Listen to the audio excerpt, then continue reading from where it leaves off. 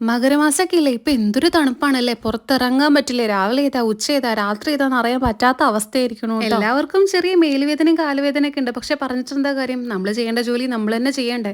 അമ്മയാണ് കേട്ടോ അവിടെ ഗാർഡനിൽ കുറച്ച് പൂക്കളൊക്കെ വെച്ചതിനെല്ലാം പൂക്കളിലൊക്കെ വെള്ളം നനയ്ക്കണ ആള്. അപ്പൊ കൂടെ ഞങ്ങൾ എല്ലാവരും കൂടെ അങ്ങോട്ട് ഇറങ്ങും.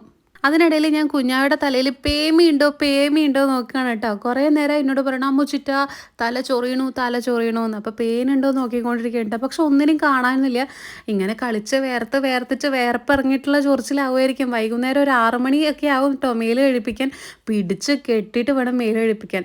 കുഞ്ഞാവ് പോയ സമയത്ത് ഞാൻ അങ്ങനെ വെറുതെ കാറ്റും കൊണ്ട് ഇങ്ങനെ ഇരിക്കുകയായിരുന്നു കേട്ടോ. അതിനിടയിൽ ഒരു റോക്കറ്റ് പോയിട്ടോ മേലെ കൂടെ. അപ്പം ഞാൻ അതിൻ്റെ പാത ഇങ്ങനെ റൂട്ട് നോക്കിക്കൊണ്ടിരിക്കുകയായിരുന്നു കേട്ടോ. നല്ല രസമുണ്ട്, ഇങ്ങനെ മിന്നി മിന്നി കത്തിക്കൊണ്ടിരിക്കുന്നുണ്ടായിരുന്നു. നീലാകാശം പീലി വിരിക്കും പച്ച തെങ്ങോല.